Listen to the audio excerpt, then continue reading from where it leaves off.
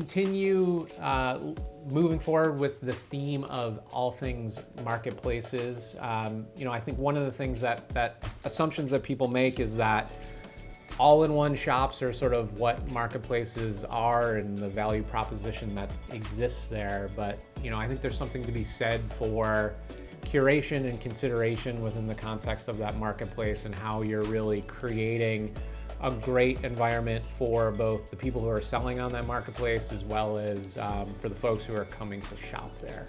And with that as the backdrop for our conversation, I'm really excited today to have Dale Volpe and Katy Rowley, who are the co-founders of Fox Holt, joining us.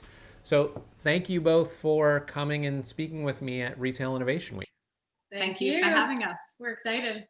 Yeah, and we were talking right before, and excited to have you both in the same physical space as well, which makes this like extra exciting for everyone as well. So that's great. Give us a little bit of background on what it is that you're trying to achieve with Fox Holt. Both from a merchandising point of view and sort of creating a space for shoppers as well. Okay, so what I would say is that we are a marketplace in the sense that we're bringing people together who are like-minded, and vendors and brands and a community of people, and that's super important to us.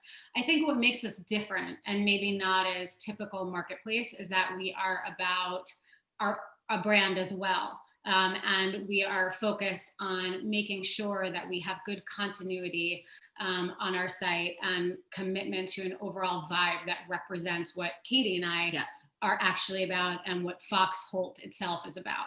So it's a combination of both, and we want to make sure that it stays very uniform and beautiful and shoppable and sends the messages, which is really what our company is about, of sustainability and making good ethical choices. So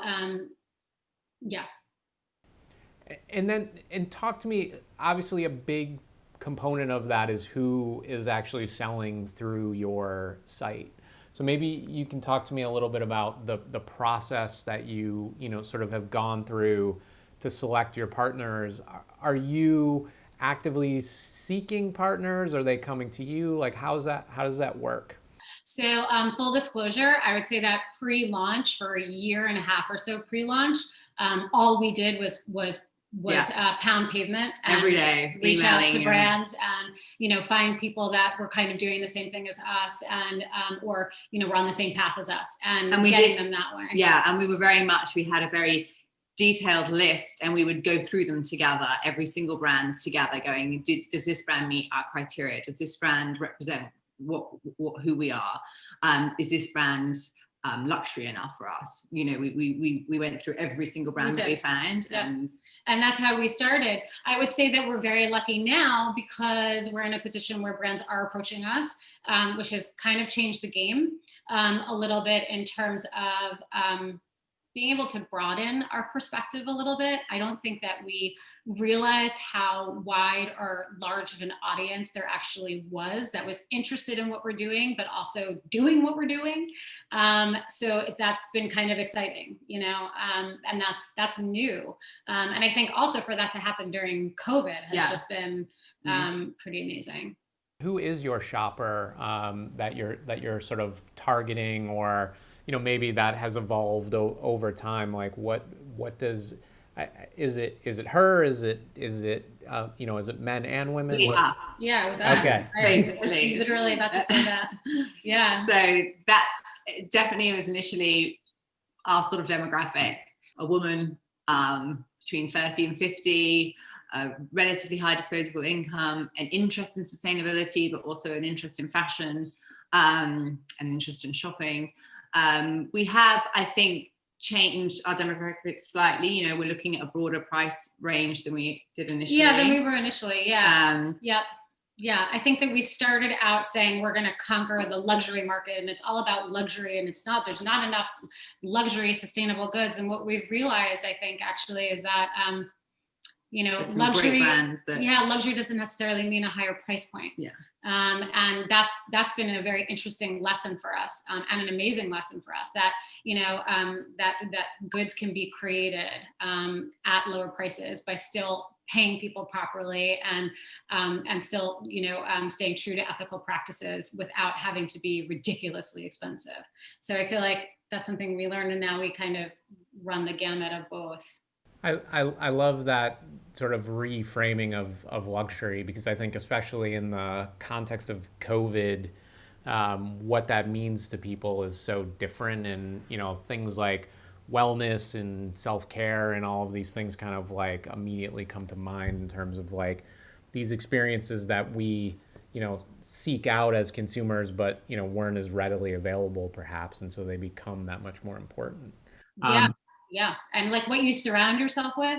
And then also what the idea of luxury is in terms of even like for fashion, I think we started out being like, what does the woman wear to work every day? What does the woman wearing for drinks? Like, and now it's like, what is the woman wearing to like, have wine in her house on a Zoom call? What is she wearing to bed that she can also wear the next day to the store? So that's changed, but we still all want to feel good. So, I think it's a balance. It's a balance. So I'm curious, I think one of the things that I think is interesting about the way that your platform functions is obviously, you've done a great job of sort of understanding who your consumer is. You have a great curation, but then you're also, sort of bringing an editorial voice and sort of point of view for your shoppers.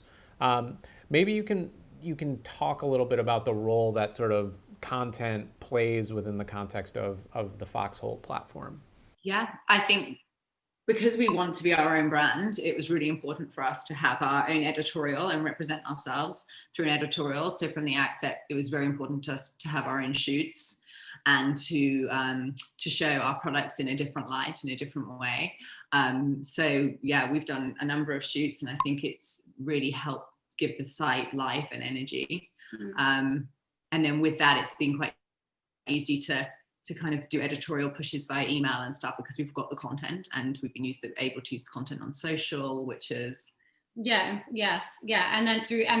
education, I think also plays a part in that, where we've taken kind of what our brands are doing and what we've put together editorially, and then also using that towards educating our customer and and trying to push that forward as we move through COVID and into the future. And from the standpoint beyond, as you're looking at, obviously you're building your own brand, and you're also helping your partners who are selling through your platform. What are some of the other things that you're doing to really sort of elevate their success on your platform? I mean, I think there's two sides of that.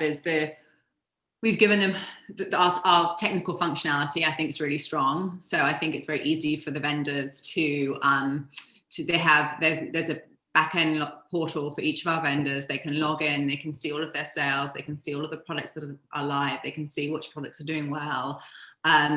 So for them, and that's quite helpful, I think. And then separate to that, we get editorial pictures from our brands, we post them on our social media. We've been working with influencers who will also push our brands. We also send sustainable packaging to our brands, which I think, gives... Which not all of them have, right? Which is representative of our company and of what Fox Holt is trying to do, and gives them a new avenue of of higher end or luxury packaging. And I think because we're dropship, all of our money is basically spent on marketing. And so we've been able to employ a press agency to do stuff for us, which some of our brands necessarily wouldn't have been able to do. And we've managed to get some press for some of our brands, which has been really lovely and nice to share with them. Yeah. Amazing. I mean, talk a little bit, because drop shipping I don't think is totally mainstream for perhaps some of the folks in the audience. I know I learned about it maybe 6 months ago. What was the sort of decision to sort of utilize that? Because obviously fulfillment is a huge component of a successful sort of e-commerce experience, but talk a little bit more about how that actually functions and what that means for the business. Well, we didn't want a whole product. Yeah, I think that was because go go ahead. No, totally. I mean, we thought about it initially. We thought about buying in the product, and then we sort of started thinking more and more about sustainability and fast fashion versus slow fashion, and the fact that we didn't want to order and have product made that we couldn't guarantee we could sell. And so we just thought this kind of was more in line with what we wanted to achieve from a sustainability perspective. And then once we'd made that decision, a lot came with that, because then we were like, okay, well, now we need to make it easy to be a drop ship site. It's not just a website anymore. It needs to have a back end for the vendors. It needs to be easy for them to like print out a shipping label, because we cover the shipping. So it needs to be easy for them to know that they've got an order and manage their stock levels with our stock levels and all of that. So it brought a whole other side and a whole other tech side to the business before we could launch. And it probably pushed launch back about 6 months while that was sort of all developed and we worked on that. And it's still a work in progress. We have an integration with Shopify. We're trying to, that's being improved every day. So there's a lot that has gone with it being dropship, but I think it was the right decision for us. It was definitely the right decision for us. But I do think a lot of it goes back to the sustainability aspect, which was just not wanting to hold product that we couldn't necessarily sell, and then not having anything to do with it, and then it ending up in a landfill. That's where we started from. It's incredible just to see the shift of, just on my block in Brooklyn, and how much cardboard is like out on the street on a weekly basis. Like, it's incredible. And so anywhere that you can kind of like conserve and save and make things more efficient as we sort of move into this like, very digital first mindset as consumers, I think is incredible. You touched on this a little bit before, but I'd like to sort of get back into this idea of education and how savvy. I mean, obviously you have a consumer that you're targeting who is interested in sort of conscious consumerism or sustainability, but how much education do you need to do? And how does that sort of function within the context of the Fox Holt site? Yeah, so I would say that what Katy just whispered to me was that we one of the things that we decided to do from the very beginning was create our stamps of sustainability on the site. And just to let everyone know what it is when they were doing their searches and when they were trying to educate themselves about what they were getting and what that company was doing to strive to be better. So whether that be organic or vegan or recycled or fair trade or whatever it is that was most important to their brands, so that our customer right away would be at least educated even slightly about why they're doing good and how they're making a difference. Beyond that, I would say that, when you're starting a business, and we're still we're babies still, but I would say that, education is a slow roll because you have to really develop your community and your audience and your shopper and the success of your company before you can fully focus on the emotional education of it. I think that we both kind of started out saying with all emotion, and we were completely driven by our ethical ideals. But I think that once you start a company, you kind of realize that you're running a company and that your ultimate goal is to be successful in that company. So I think a lot of Katy's and my focus, especially in these initial months, have been about making sure that we are delivering product professionally to our customer. And then I think that the education has slowly started to progress alongside of that. And I think that our intention is to educate even more as we go. As Katy was saying before, we use our editorial, we use our social media a lot to educate. And I think that it's just something that's evolving as our community builds.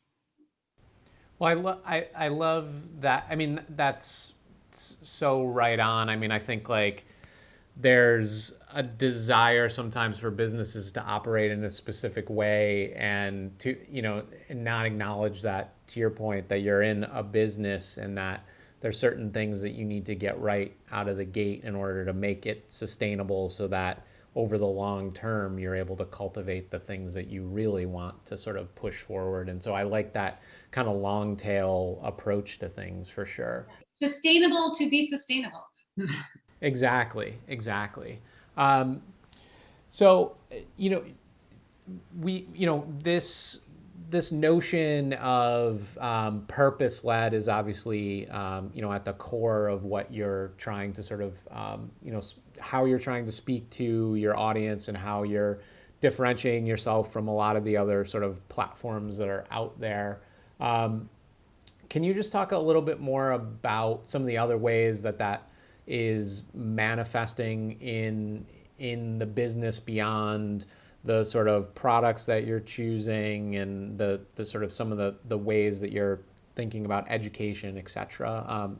What sort of, as you build, how does that manifest? I mean, I don't know. I think that on a larger scale, that's not just personal to us. I think that kind of what you're talking about, and maybe I'm not understanding, but I think that what you're talking about is actually already happening globally.